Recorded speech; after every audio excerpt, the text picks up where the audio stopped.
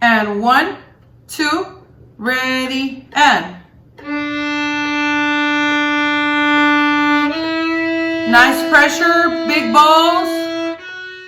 Mirelle Acuna has been teaching music for 13 years. Curve the fingers. 2, 3. She chose teaching because of her passion for music.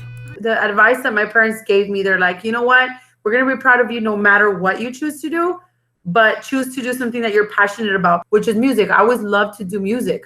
While she never thought she would be teaching virtually, she has learned to adjust her teaching styles. In a regular setting when we're face to face. So usually just like any other class, I might do a lesson on my Promethean board or on the board, and we play and I can assess in real time and we move on, and it's very fast paced. So there's a lot of immediate attention, immediate assessment, immediate direction. But now virtual, how am I going to address assessing these kids? How am I going to address effectively teaching them through a monitor, right? So my thing was to use whatever technology I had available. Technology has helped make those adjustments easier.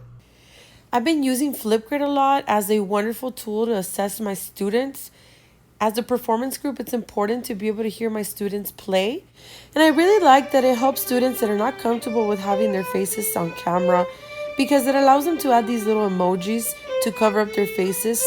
The good thing about Flipgrid is that I'm able to assess my students just the way I would in a classroom. I could see them play, I could see them, how they're holding their instrument, I could hear them perform, and it sounds great. It's a wonderful tool.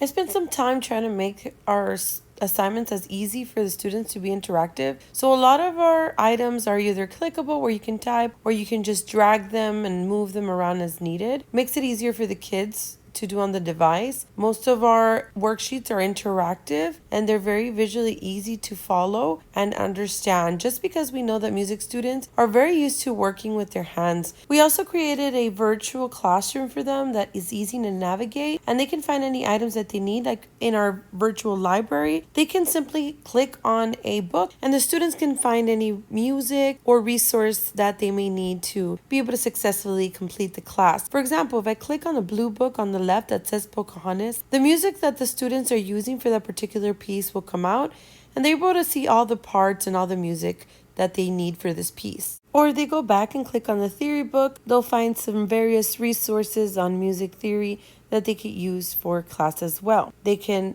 go to our practice room and find practice videos or practice tracks, or they can go to the stage and find the performance music that they can use to practice for their final performance, like the MP3 tracks or music that has a guideline that they can hear the music and they can actually follow the guideline.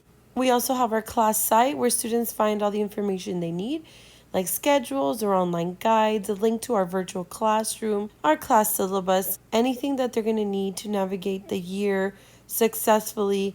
Any questions that they might have, they can go here. For example, all our Google Meet rules and guidelines are there.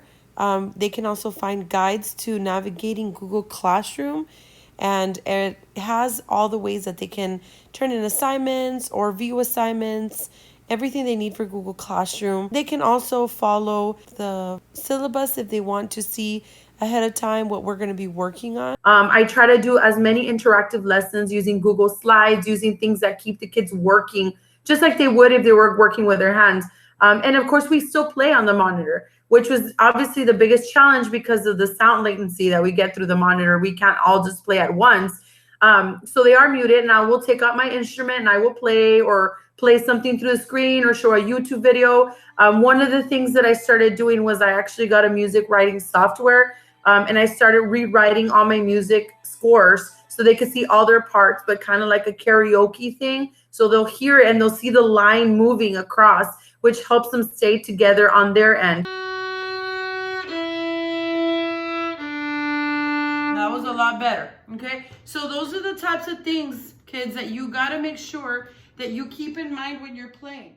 Though it's been a tough year, she still loves what she does. Passion is still definitely there. I mean, my husband sees me and I'm working till 10 o'clock, sometimes 10:30, preparing lessons because I'm passionate and wanting to make sure that the kids still continue continue learning, continue loving music, making those phone calls. How can I help you? And it's not out of the requirement, it's not out of responsibility, it's out of the love for what I do, the love for my kids.